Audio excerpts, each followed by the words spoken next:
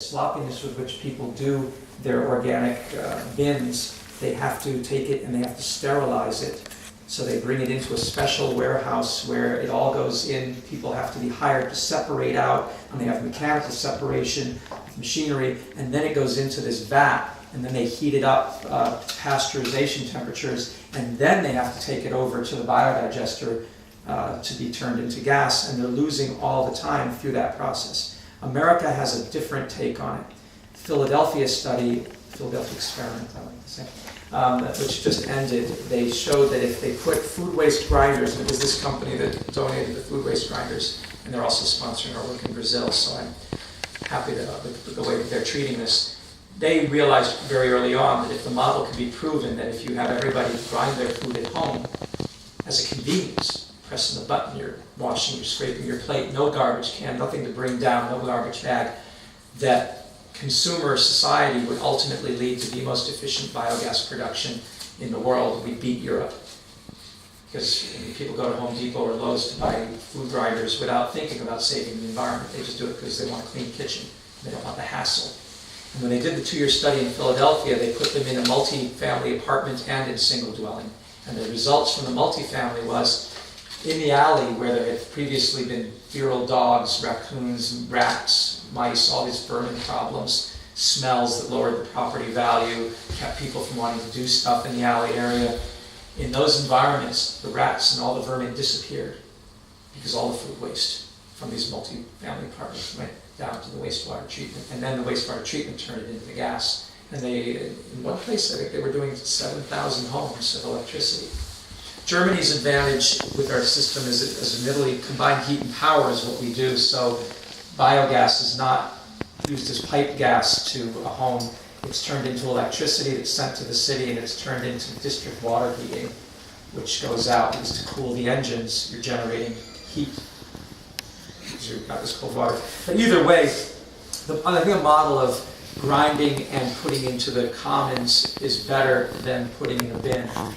If you're doing a situation that's hybrid, that could also work. You could have people taking green bins, like we in Germany have a place we bring all of our non-food waste, all of our yard waste in Germany. The German families have to drive to the composting facility in our town, and then we give it to the guy, and they have the shredders and the choppers, and then the city makes compost out of it. The same model can be applied. You could have an area where people bring their organic waste, and it's ground up.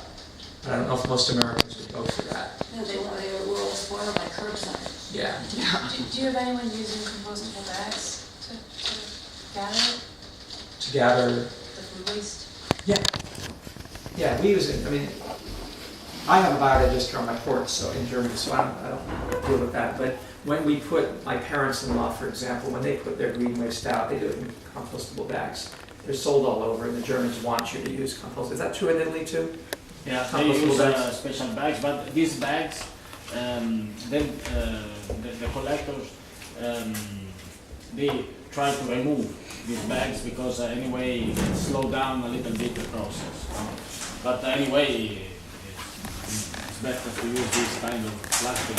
Those kind of bags have to go into a grinder with material in them. Would Yeah, they they get can ground slow up? they can slow a little bit down In the because grinding process? it takes a long time for be to be composted. But they're good, no, they're not bad. But as I know, they try to anyway to remove it with a special machine. Also because many people don't use it, so if everybody can use these bags, it should be okay. I mean, I'm just asking because people in Westchester are accustomed to bagging waste, so if you're going to separate.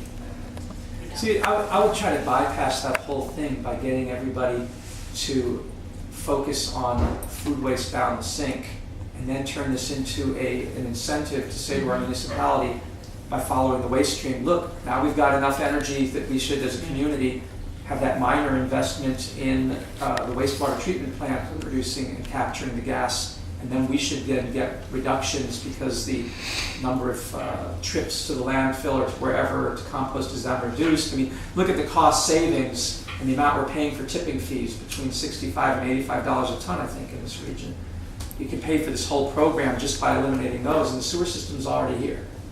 Doesn't Yonkers already do They have a modest, not too aggressive, but beyond grace, the waste management thing. They have a program in place, but I don't know enough about to really talk about it. I wanted you to be able to see, oh, thank you. Sorry. Oh, but before you leave, just one other thing, what I didn't point out, and you get to that just now, is you don't have to have a 10 cubic meter digester. This new design that I worked on with the Chinese company last summer is the first time in their history that there's a mold set where you can use just the bottom set. I was moving this off so you can see. There's a red ring down at the bottom. And that red ring, it's hard to see because you can't see color right now. If you shine a flashlight, the bottom ring of molds is 4 cubic meters. You see where it joins? Yeah, that's 4 cubic meters, and you can put this top right here on that, and it'd be a really short digester, and that would be a 4 cubic meter digester. Or you can eliminate that red ring and just do the gray ring with the top, and it's a 6 cubic meter digester. Or you put the 6 on top of the 4 as we've done here, and with this top it's a 10 cubic meter digester. And I said to them, we're not going to get a lot of success if everybody has to build a 10 cubic meter digester, and they let me co-design with them this system so that this ring, this part here is like just a hat that sits on either the 6 or the 4 or the whole 10.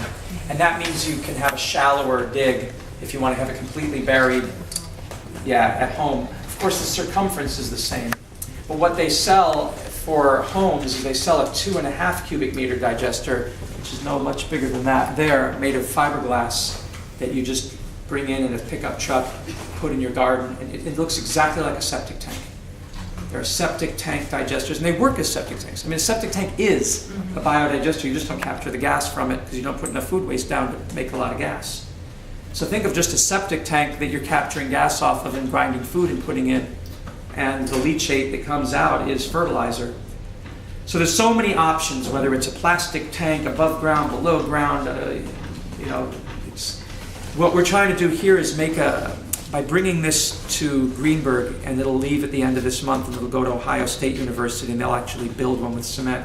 Then it'll go to Principia College in St. Louis, and I'll go out there, and they will build one on their campus for their cafeteria waste. And then it'll come out here in the spring, and we hope by then we've got the DEC on board and everybody, and then we build at Greenberg, probably above ground, so everybody can see it, kids can paint it, make it look beautiful.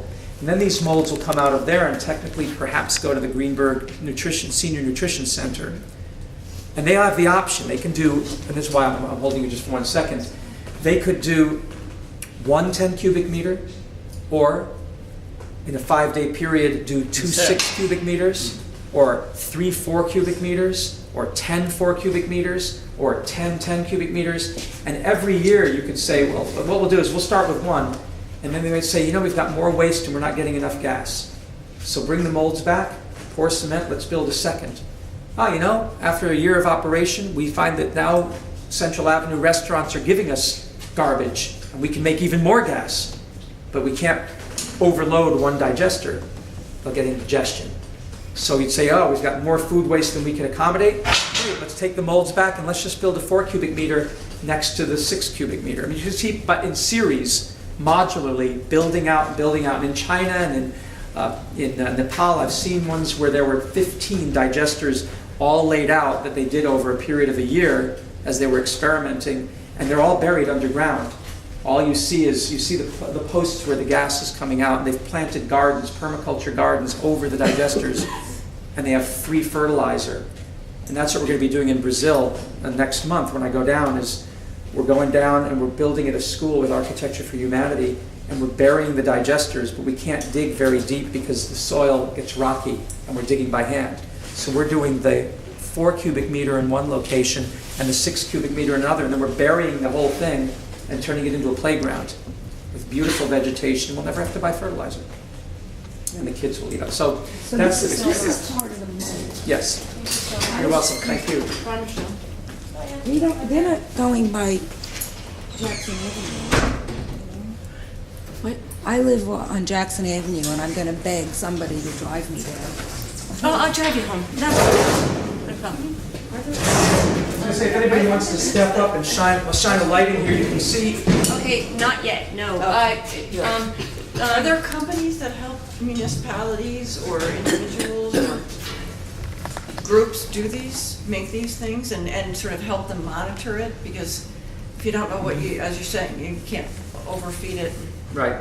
There are companies that do huge $1 million biodigesters. There are companies that will do stuff for $160,000. This is the first time in America that this inexpensive, easy-to-use Chinese system has come. We're the first people, you're the first eyes, apart from those of us who built it and the public that came that day, to see this in America.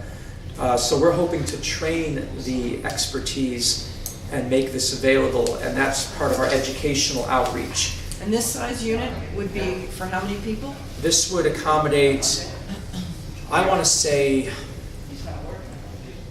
50 or 60. Okay. It would be like a multifamily housing unit. Yeah. What kind of prices are you talking about, both for the renting of the mold and then making it with making the concrete, and how much what they call repetitive costs in maintaining it? What are some of the numbers? So the capital costs are $6,000 for all the metal parts you see here. But they're only rented, right? No, we bought them. Yeah, you did, but a person who's going to use them doesn't Yeah, need to buy them. Yeah, so I'm the co-founder, along with Mustafa, of a nonprofit organization that is dedicated to poverty relief and environmental sustainability. Right. My organization brought these here to be part of an education campaign, starting with the Greenberg Nature Center and working with the environmental consortium of colleges and universities.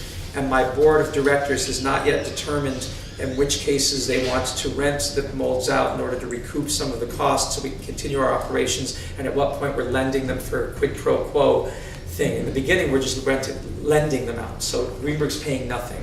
Senior Citizen Center is paying nothing. Mercy College will pay nothing. Yeah, no, but in the long haul. In the long run, I'm not a businessman, so I want to give them away to everybody for free.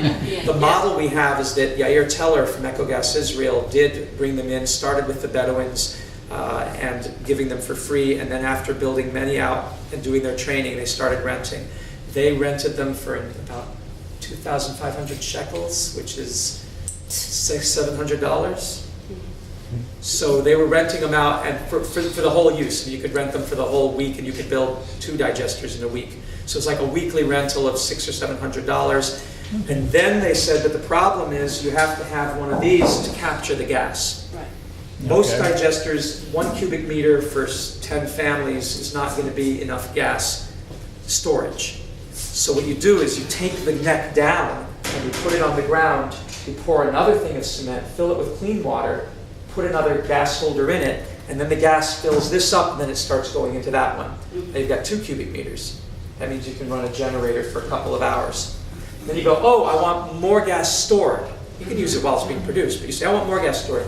You take the molds out, put them next door to that, pour cement, get another gas holder, put it underwater, and you can have 3 cubic meters, 4. You can and many Chinese places have 10 or 15 of these necks on the ground, underground or above, doesn't matter. So then you're talking about $250 for each of these gas holders. So it's the storage that's The storage, but it's only $250. And the cost of the cement. So what's the cost of the cement? Cement varies from country to country. In the Philippines, doing a whole digester and a neck cost us $500. That was our recurring cost. In Brazil, we're estimating, and we'll know next month, we think it's going to be $1,000 because the cost of cement's twice as much in Brazil. In the US, I haven't done one yet, so we'll figure out in Greenberg. 5 cubic meters. Huh? About 5 cubic meters.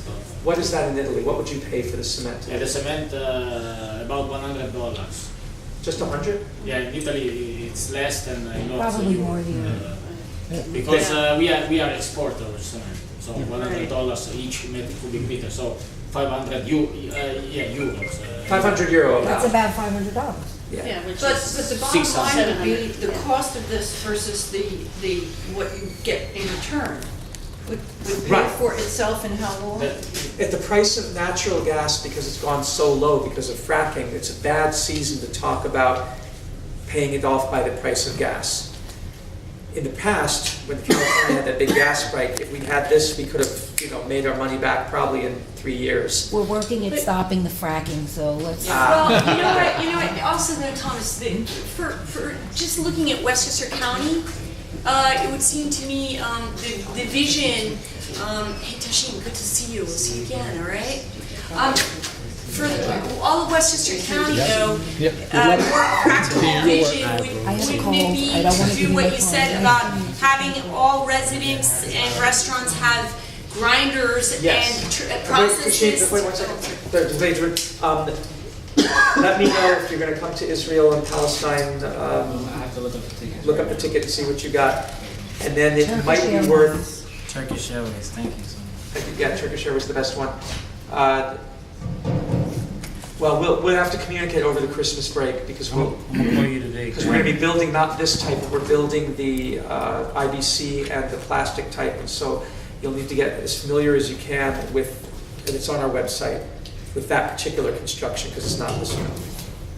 But thank you very much for, I hope to see you in the Holy Land. Yeah, definitely.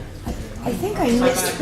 Yeah, I'm sorry. and I just wanted to, because I don't think what we're really most likely to have happen in Westchester is that everybody puts one of these in their backyard. It's more going to be scaled up to people have incinerators, and all of the food waste joins the wastewater, the sewage, right? And we capture the methane from that. Is that what you That is think right. is more practical? Yeah, we're working at Okay. Marcello's vision that he expressed in the conference is this neighborhood digester idea. That Greenberg would start with the Nature Center as the educational arm of this, and eventually, if it looks good to everybody on the board and the staff and the town, you wouldn't just have one at Greenberg. You'd say maybe Greenberg's the place that a lot of the food waste from the local school near Greenberg or from some of the cafeterias on Central Avenue gets deliberately brought to Greenberg so that they can really get enough heat from all of the animal enclosures throughout the winter, can run generators and get off grid as much as possible without the huge investment in PV, although I think PV is great to have. This would be baseline for, and I'll show you when we go outside, there's electric generators that run on biogas, and you're going to get the first one. There's one of the 2 generators out there goes to you, and then the other one goes to Ohio State. So we purchased a generator from them. It would impact the budget for Greenberg. Yeah, because Greenberg would be Would be lowering, then- dramatically lowering its waste. If any waste is going out of Greenberg, it would only be inorganics. Well, I'd look for the Nature Center because I'm sure it's an expense line. It definitely is, yes. Yeah. Cost of We are 15. funded by But so yes. yeah. Yeah. Can I ask you, why make another dome for gas storage? In the first world, anyway, it's probably easier just to compress it into a standard gas tank. Compression is an investment in a technology that has not received economies of scale. So in Nepal, at the University of Kathmandu, they have a compressor, they do exactly that. The Japanese government sponsored it with $1 million.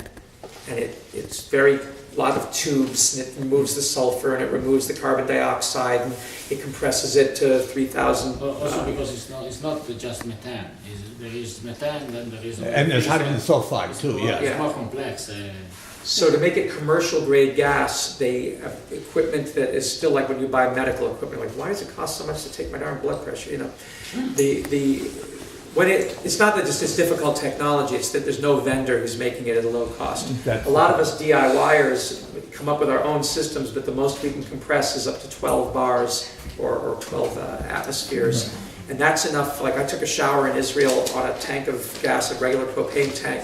And I said, I thought we were using biogas. And they said, it is, but we used a refrigerator compressor to compress it into the bottle. And I was able to take, an hour, not just me. I mean, I took my 20-minute shower, and other people took showers. An hour of showering off of the previous day's kitchen garbage. But that's not a month of using a bottle, right?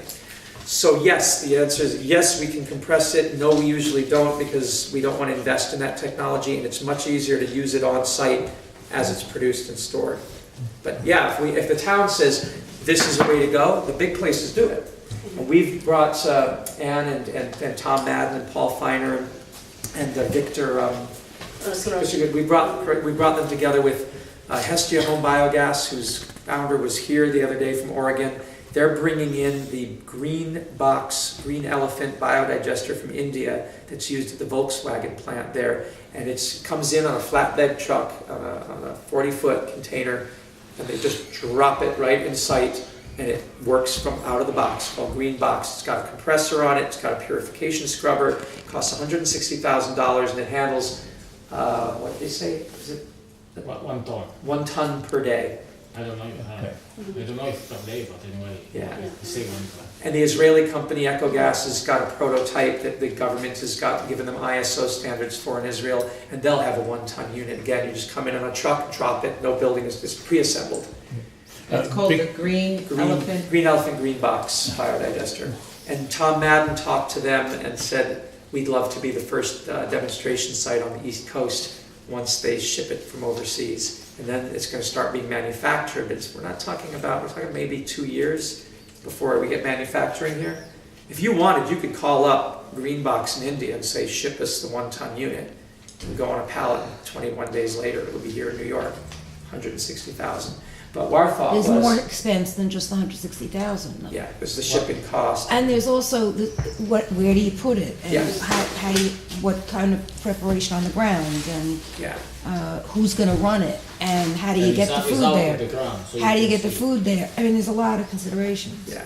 So what we wanted to do is we thought, let's get the community, let's get us all familiar with biogas to the level, I mean, not maybe to the level that we are, we're falling in love with it and sleep and dream it and believe the archaea are talking to us and, you know, all that kind of crazy stuff. But to the level where you love the concept enough and you've seen it, and we want to make it what we call first flamers. There's something magical the day that you light that first clean flame and you behold it. Fire is so fundamental. It happened in Africa recently. One of the guys who should have been here, his biogas equipment was lost by the airline on this little island off of Zanzibar. Or Zanzibar is an island. It's an island off an island. Anyway, he was supposed to build a digester and his equipment was lost by the airline. He shows up and the villagers are like, so where's how we're going to deal with our toilet waste and the garden waste and cafeteria waste? Where is this? And he goes, well, I'll build it out of local stuff. So he goes and gets some rolls of plastic, polyethylene, and he creates a digester out of plastic bags, but a big one, out of plastic bags. And you can see in the picture, people going like, mm-hmm. And then you see a week later when they're standing around the flame and they're like, wow. That wow moment is so contrasting to the National Geographic fracking image of the woman in her sink, poor lady, opening the water and then the fire just... We have the same picture on our blog of that woman and then my wife with the same flame but that we produced in the kitchen going, ha. What percentage carbon dioxide and hydrogen sulfide do you get out of it? I presume it's okay for cooking, but as you said, it would need more purification if it went into the main system. Right. For sale, it would need purification, but for main, we're talking anywhere from 60 to 70% methane, with the other side, 30 to 40% being carbon dioxide. Trace amounts of hydrogen sulfide, which are good because if you have a leak, you can smell it. Yeah. If you burn it, there is no smell. Well, don't they put that into the gas? They put it back anyway? in, and they purify it, and then they put it back in. So there's no odor, Not when you're burning it. but when you're storing it? When you're storing it, if you, I mean, you'd have to put your nose right next to the digester. Wouldn't Nothing be that an wafts objection. it. But the percentages depend too on what you feed it, Right. correct? Yeah. It'll burn at anything over 50-55%, but you want it to get up to 60 to get a nice steady flame that never goes out, and that just happens. I mean, if you overfeed it, you'll see that the ratio is burning less and less well, and it's like, oh, it's getting acid. And then you got to hold off on feeding it stuff, and you put brown leaves in and amend it a bit with some brown leaves. Maybe I put baking soda sometimes. But that's catastrophic if you're overzealous. Generally, the ratio is for every cubic meter, and this is 10, and this is 1 cubic meter. For every cubic meter, so this much water in the digester, you need 1 bucket of food waste. Like that bucket you see there. So this guy can take 10 buckets of that every day without ever worrying that it's going to go sour. And that's how we stay safe. We don't talk about how many BTUs of this and how much carbon. No, we got buckets. So this is not space efficient, it doesn't sound like, except that you're burying it in places where you can bury it. Well, and if you consider it like your septic tank, it is that space efficient. So your footprint, everybody has had a septic tank when they have septic tank systems, if they're off sewer that needed that space. And this is the most efficient use of that space. That's why I keep saying, if you're in a situation where you don't want to deal with space, let the wastewater treatment plant be your space, because that's what we replace septic tanks with. It can be an excuse also for recreate the life. For example, if you can bury these things, this barrel of cement, and the things that comes out from that, it can be depurated, can be cleaned by plants. So, for example, in the places like in Detroit, where there is old abandoned factories, polluted places, they anyway have to be restored in some way, renovated, because they are abandoned. And use these abandoned places for treat the wastes can be a solution for have instead of all the polluted places to have a garden, for example, because the things that comes out from this digester can feed plants that grow in the gravel, and at the end of the process you get clean water, clean water and plants and a garden. It's possible to have these things, and just with a space of less than 1,000 cubic meter, you can treat the wastes of almost 10,000 persons and get clean water at the end. Potable water. Sorry? They'll call it another term, potable water. You wouldn't Drinkable. drink it, Not but it's drinkable. potable. Not No. drinking, No. not Right, drinking. but I've heard the term potable to make it sound. Yeah, and anyway, this water can be reused in the system. Right. Anyway, it will be evaporated. It's an excuse. These things can be an excuse for recreate the life where now there is not the life. No, Right. because But if the ground is deemed polluted and they're planting the gardens. plants grow in the gravel. So upon this. Yeah, you could use raised beds of gravel, raised beds Okay. of sand. It's hydroponics. Okay, got it. You know, in hydroponics, that movement, one of the reasons that it stayed sort of esoteric, particularly on the West Coast where I lived, is because you go to the hydroponics shop and to buy the fertilizer was so expensive that soilless gardening didn't make any sense. Well, I give up soil, it's free. I can use my compost pile and make humus. Now I'm buying these liquid stuff to do my hydroponics or aeroponics. This is a hydroponic fertilizer. So what they do in Cairo on the rooftops, Hussein Farad was a friend of Mustafa and I. He, from the beginning in 2009-10, started selling the biodigestate to garden shops and making money as a side business. It's that good. So you said that the waste from this is all liquid? Yeah. There's no solid waste There left? is. There's a sludge layer that will slowly build up. Yeah. So Yeah. like a, 3%. So what? only 3%. Usually depend how much you feed, but usually in my case it's 3% only soil. so ultimately, what do you do about that? You take this cap off like I've done here. It comes out. You send down, you move it just like this. Just lift it up. Put in a pipe, and like they do when they clean out septic tanks, and go suck it out, and then people dry it and bag it and sell it as a great fertilizer amendment. People will use it directly, depending on if you want the liquid content or not. But it's very valuable, but it's all the heavy stuff that's sludge. And usually that's coming from the lignocellulose that the bacteria can't really digest. Some people will put branches and stuff. There are systems in Germany called AAA, which is aerobic, anaerobic, aerobic. You said you've done systems that are anaerobic, anaerobic, and they'll do everything. All the yard waste, all the city municipal waste. My professor, a colleague in Germany, works with the city of Essen, and those trucks come after chopping branches and leaves, and they put it in biodigesters after putting it through an aerobic phase. So there's ways to tease out all of the energy. But what remains, there's ash content, there's always some heavier salts and substances that will be at the bottom.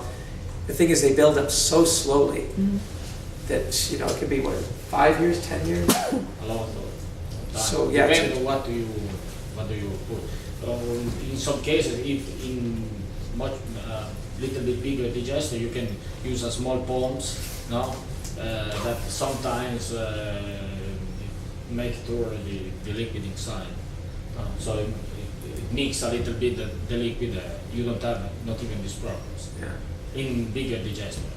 I would imagine if a city, if a municipality said, well, we want to do this and make a business out of it to recoup our costs, what they would do is, like this whole pallet when it came in with the generators, with 8 of these gas holders and all the parts and stuff, we were about $13,000 with shipping. And after that $13,000 with shipping, we spent a stupid almost $800 getting it from Secaucus to here, not realizing that it was really so small that I could have rented a U-Haul for $40 and gone myself with a hand truck and brought it here for next to nothing. Each trucks for transport the rubbish cost $200,000. The trucks. That's Garbage just the trucks. trucks. Yeah, the trucks that municipalities are using for garbage. So yeah, that, With equipment, complex equipment, everything. So let's say like from start to finish, two digesters built with these molds, including buying the molds and having them transported, if you started from scratch, again, knowing what we know now, it would be $15,000. And then every new tank is going to be between 500 and 1,000.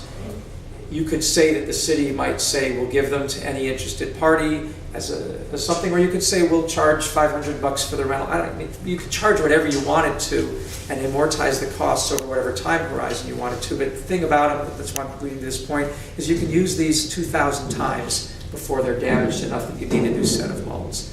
We calculated that if you built a system every 5 days, which would be somewhere around 70, 75 digesters in a year, I'm not saying yet, that then these molds would last for 25 years. Seems to me the business in here is owning them and installing them. Yes. Setting up the systems for people. That's what the business is. yeah, and again, Carrie, I think you got to think hard about like in Westchester, realistically, how would a business like this, really take shape?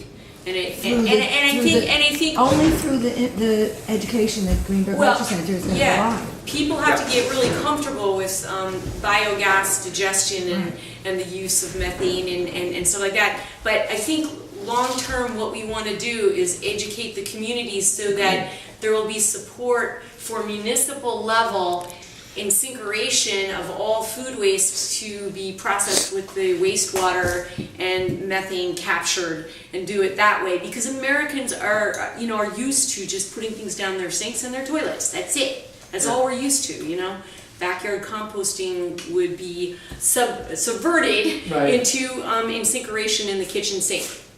But for those who are like me, like excuse my indelicacy, I'm like, you don't get my shit. That's my shit. You don't take it from me. You'll have to pay for it, you gotta fight me. So my toilet waste at home, my baby's diapers, as I said, my little one, my 5-year-old comes after, before he did the toilet, was using the potty, he comes and goes, Daddy, would you like this for your digester? Because it belongs to us, and our garbage, every lemon peel belongs to us. You're not taking that from me. So small institutions, educational places, I think colleges, and sort of renegade, sort of DIY, prepare for the next hurricane people are going to say, what if the municipality goes down? What if the electric lines, they've never gone down, right?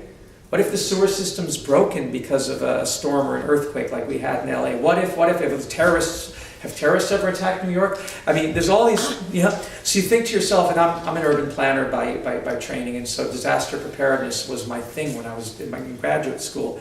And that was because of the earthquake. I was in LA. I got the first off-grid apartment in LA. It was my apartment from 2000 to 2003. For 3 years, I had a composting toilet in my apartment in the city.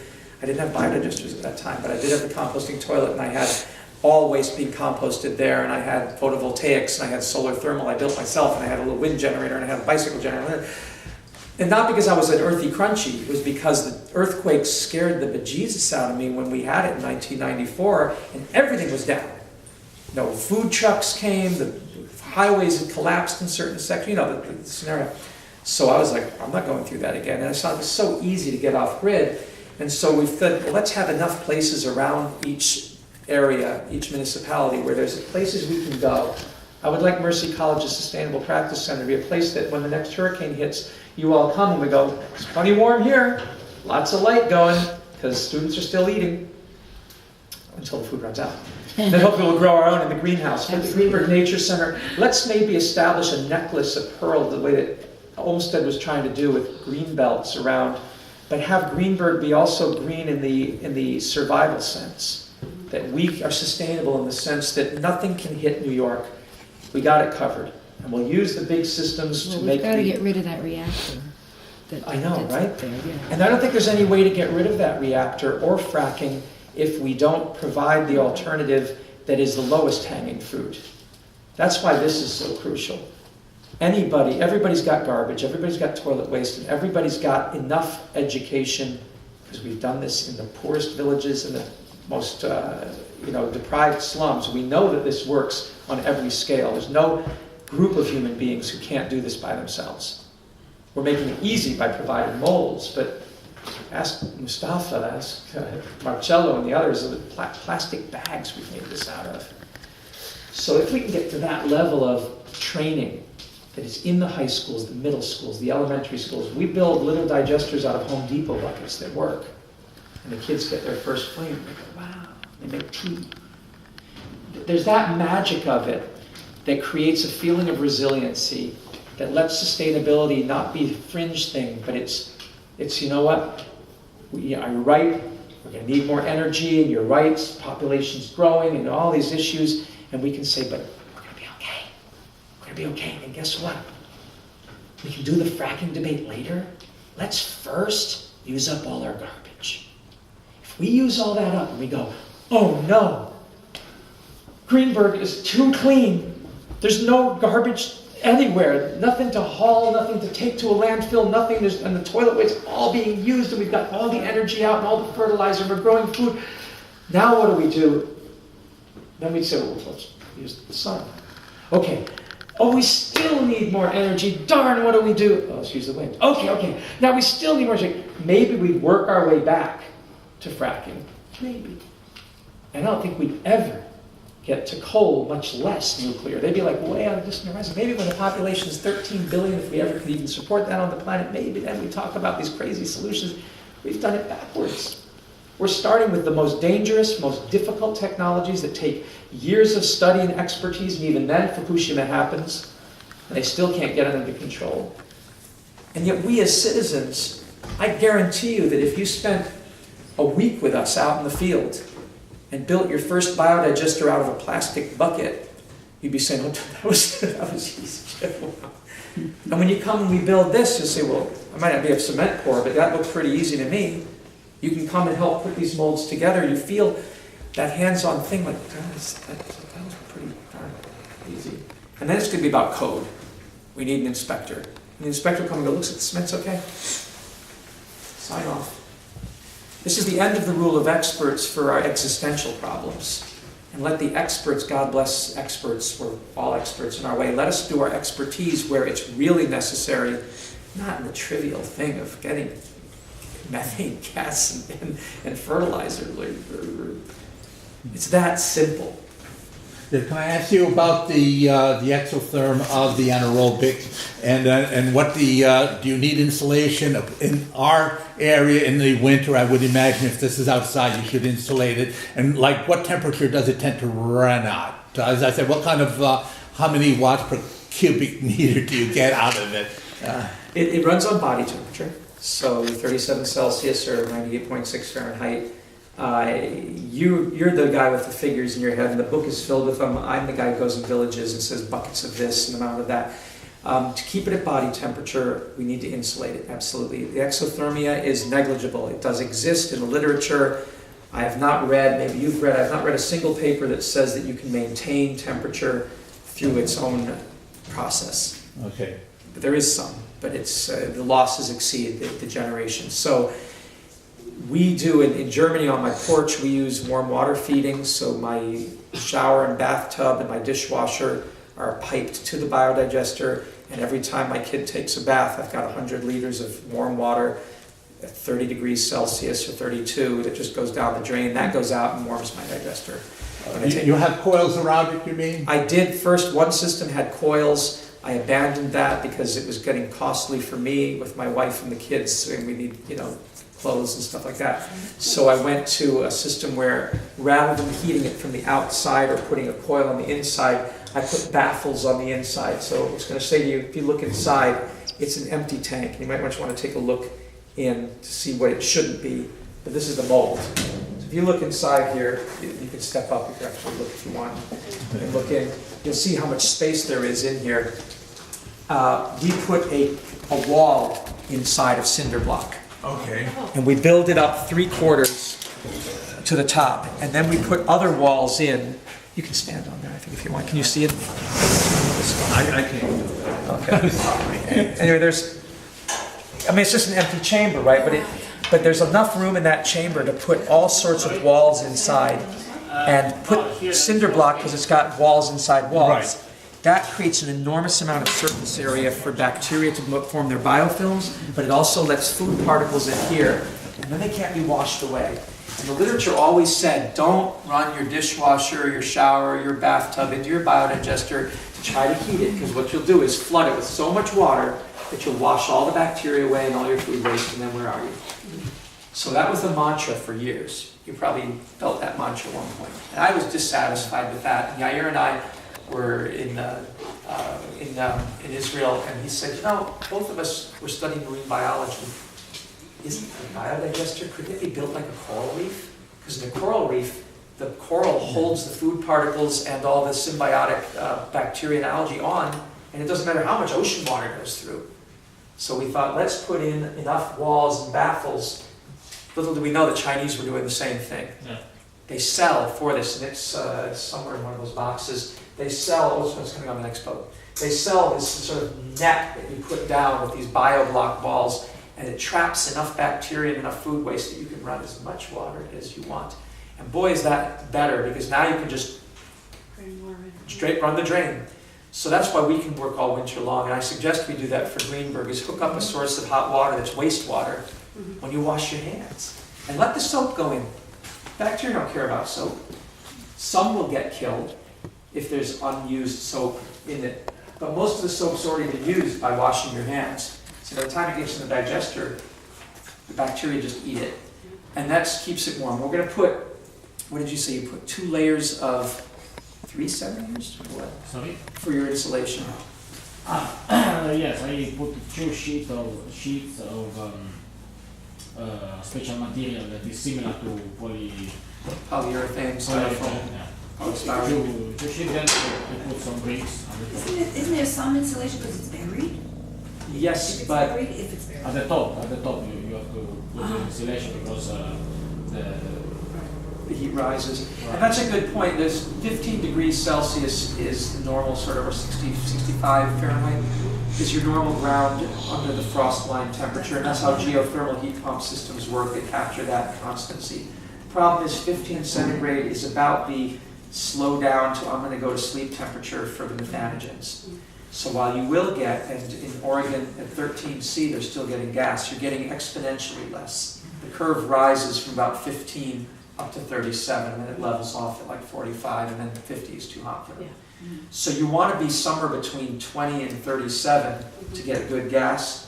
And you get a thermocline, the top layers of the tank are always going to be warmer than the bottom, of course. And so what we've tried to do, and we will do here, is we get cycrophilic mud from the ponds, and we put that in. We know that those guys will produce gas at low temperature. They live in duck ponds. They'll be down at the bottom, happy as a clam or as a duck down at that temperature. Then we build these walls, and we know that the mesophils will pick the temperature range best suited to them. That's another advantage of not just having an open tank like this. So build the walls, and then heat it, and know that every time you flush heating it, if you put the hot water down to the bottom, it'll start stacking up, and you might get 37 at the top, and then it might be 32, and then a little lower, it might be 25, 20, down to 15. But if we just didn't insulate down there, we'd lose all that heat to equalize with the 15. And wherever the surface touched the ground, you'd have 15. So insulation is pretty important for the whole tank, in my opinion. Yeah. No. Please. Yeah. It's the first problem is for the small size biogas plant. The first problem is the isolation because if there is no isolation. That's why it's not as optimal when it's colder out. This is one of the reasons why we we don't, I mean, this kind of digester didn't Proliferate. didn't attach here in didn't fly here in these clients, no, also in Europe. Right. Yeah, and, but you've successfully built small scale this size out of I cement. am using, I have less gas, but it's enough for me, for the family, for my mother and father and sister. We all have enough gas. Yeah, and that's why somebody, and it could have been me, but I was too busy. Some of us should write an article, a rebuttal to the New York Times article that came out last week, was it, saying that we absolutely had to have fracking to supply our domestic, Oh, definitely, right, rebuttal. you gotta write a rebuttal, but that is complete BS. Yeah, go for it. Completely wrong, and it's misleading. If they want to say we need fracking, if we want to run the whole transportation sector on natural gas fueled vehicles, maybe they can make an argument. If they want to say for industrial work, but for domestic, he's living proof, I'm living proof, he's living proof that there's plenty of garbage gas for that. And it's very simple, and even in a cold climate, with the insulation, it's really a matter of thinking permaculturally. You've got wastewater, hot water leaving your house. Every day you take a shower, it hits your head at 38, 37, 36, whatever you set the temperature at. And then by the time it rolls off your feet, seconds later, it's still at about 33, 32, 30. Yeah. How about cooking oils? They're fine. What happens with oils is oils are lighter than water, so they'll tend to come up to the top. And that happens to be the warmest part of the tank. So as long as you've built these walls inside, you've got these filtration media, those baffles, the oils will stick on there and the bacteria will eat them and they will make, there's butyric acid and lipoic acid, There's a bunch of fatty acids that will ultimately overwhelm the bacteria. But the great thing is, because oils float, the bacteria down at the bottom are never going to see them.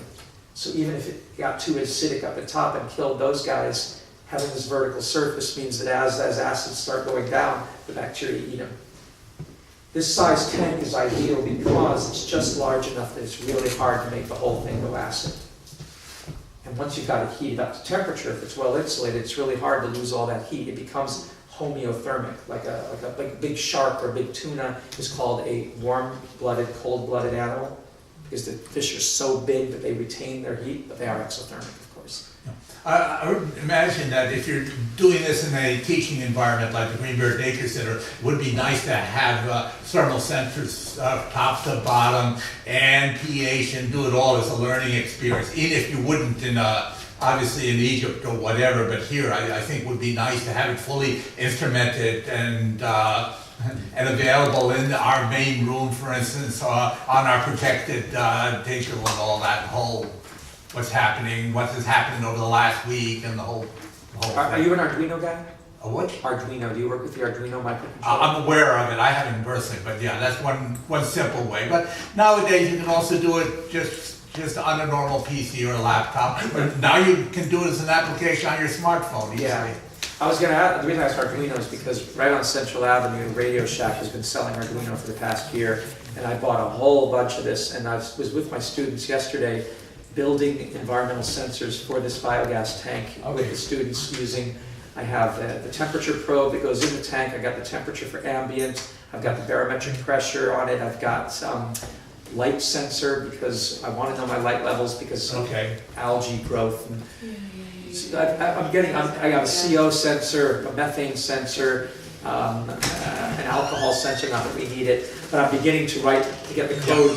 I'm not a coder, but we wanted to do it as a school project and maybe have workshops at the Greenberg Nature Center and teach kids how to make these probes because everybody's into robotics, but in most STEM programs, for which there's a lot of funding, as you know, the STEM kids don't do anything that's really important. They make little robots, they can track a line on the ground, and it's like Lego Mindstorms, yay, who cares? Yeah, that'd be really, really good. Yeah, That's a good idea, Ron. Let's have them build the sensors for monitoring the temperature in the cages and how much the flow of the liquid is and how much pH has changed. And I think he's talking about connecting all the sensors to a sensor. Right. because the latest Arduino Yun card, which I got at What is Micro Center. Arduino? Oh, Arduino is an Italian open source microcontroller for making robotics. And they made it the cheapest, $30 for a board that has incredible potency for a little computer. It's a little mini computer. Now the Raspberry Pi is out, which for $30 is an entire computer. So the whole field is changing. So you can carry these in your pocket, and you can build onto them every possible. You can run motors with them. You can have them time things, turn on lights. It's easy to be programmed. There is a For you, easy, for me, No, no. difficult. Even for you, no, we've taught people with no experience in computer programming and no experience in building electronics how to build these things. It becomes a cookbook. and These it's are fun. part of the new erector sets. Yeah, Right? yes, We used to build them and there was a little motor. yeah. Now there's what we build and what we program into the panel allows us to do all of that. Yeah. It's pretty impressive stuff. And education centers, we have this thing we're doing at Mercy, environmental sensing. And that's where you can get, not just kids, but all community members who want to really begin to understand how the world of robotics is affecting our life and artificial intelligence and programming. Those are the kind of workshops that we can get big money for, because it's STEM education.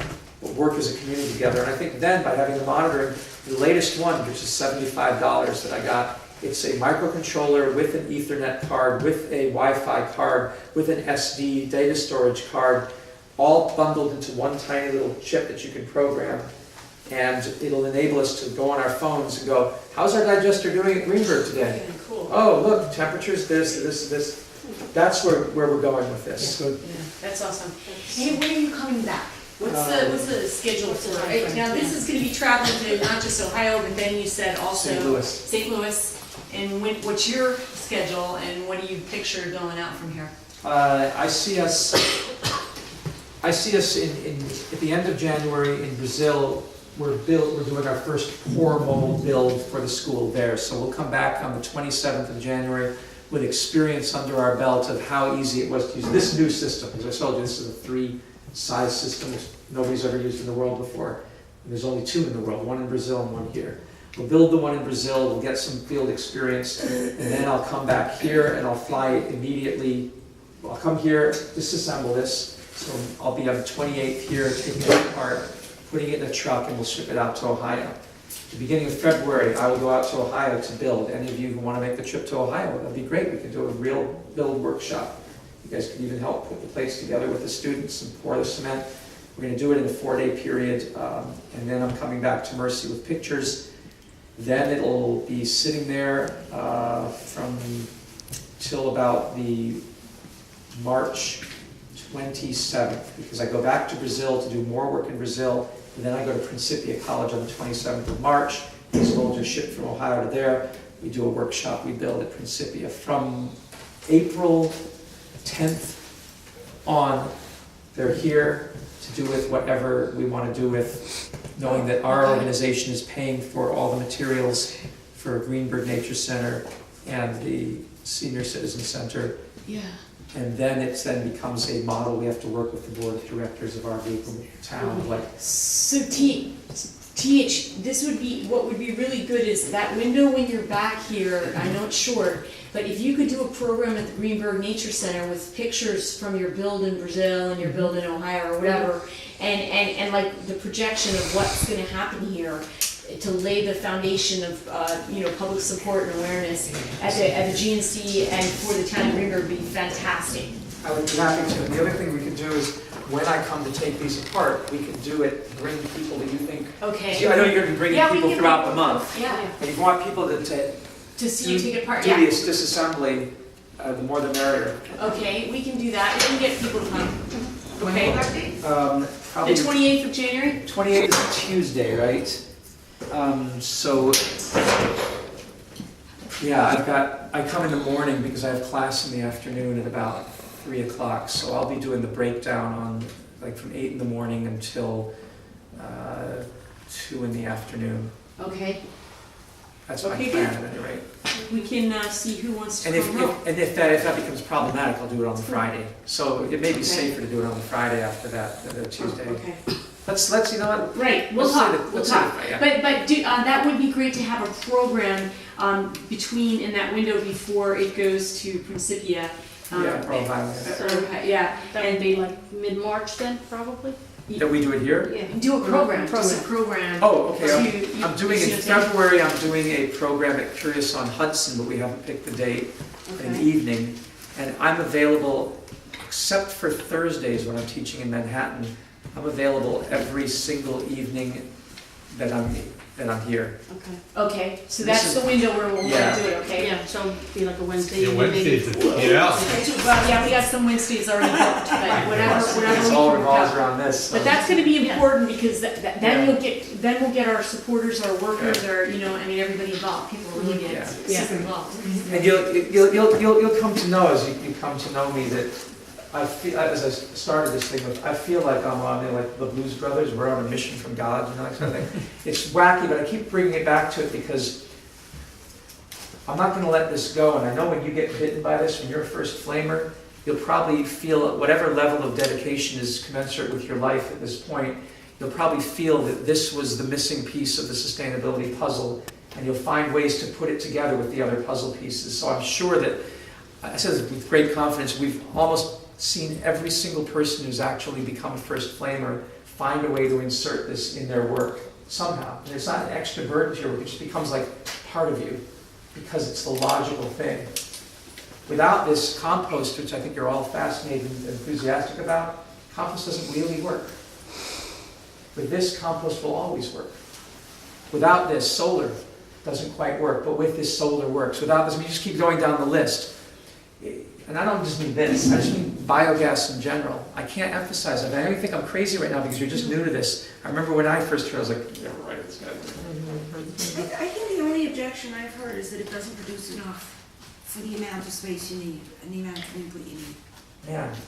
And I wonder where they came up with that, given that there's these options, like as we said, the wastewater treatment space is the space. Yeah. The septic tank is the space. There's abandoned fields, there's warehouses, there's unutilized space, and it can be put underground. And I don't get like where the space running out issue became an issue. I just know that some forces have stopped biogas. No, for the amount of produce, of production of gas. But what, I mean, I don't there's know. the argument that oil is an energy dense medium, and so a very small can go a long way. And that's true. Maybe that was the perspective. Yeah, they'll use that, and they'll say in coal you've got, millions of years worth of stored energy in coal, and so one lump of coal has an enormous number of BTUs per gram. Nuclear, certainly, that uranium, those rocks have an enormous amount of energy, and you can blow up a city with, from a suitcase. But that is a weird thing to apply to a process like this, because the space that we're talking about, and I'll try to frame this the right way maybe, the space we're talking about is the same space that is used in the landfill, in the stream, in the ocean, in the... We're not talking about new real estate. Right. No. We're talking about garbage that is either taking up a lot more space and then slowly rotting and releasing methane, carbon dioxide, attracting vermin, or we put it in a smaller space and save all that other space. So the ecological footprint space analysis, biogas is the smallest use of space, and that we don't talk like that often. But it does come down to real estate. I don't have enough room in my porch. I don't have enough room in my... But Mustafa is a good example of somebody who's working on rooftops in very congested space, and it's so efficient that people are saying, I want that in that tiny corner on the roof, right? Do you have photos of your rooftop operations in Cairo on the web? I can send some pictures to TH and he can forward them to you That would be easily. great. Good, we can put that That would be in great the to, demonstration. to be able to see what that looks like in Sure. your neighborhoods in Cairo. Sure. And I think that figure, it's really, I'm glad you brought that up because I'm cogitating it over it. That figure came from the manure industry biogas. It did not come from the food waste industry biogas. Because manure, you're right, if we fed this only with manure, we might get 1 cubic meter or 2 within the first, and over time you'd get more gas, but really low. When we put That's already dead. it's already dead. You put food waste in here and you fill that thing in within an hour. In 24 hours, you've got up to this volume of gas every day forever. So food waste has changed the equation. Some stay 100 times more gas per volume than manure. Others have said 400. Dr. Carve estimates 800 if you pull in all the different inputs. Now, And then, I don't know, if he has to get the same kind of permits, then anybody here, if they wanna put it in their backyard, you have to get your neighbors and the municipality and all the agreements. Yeah, it's necessary, in my case, to build something like that, it's necessary if you use your own food, because if you import food, if you import the garbage or wastes, all the legislation is different, right? If you use your own wastes, And I think that would be even a problem here. Well, actually, the DEC did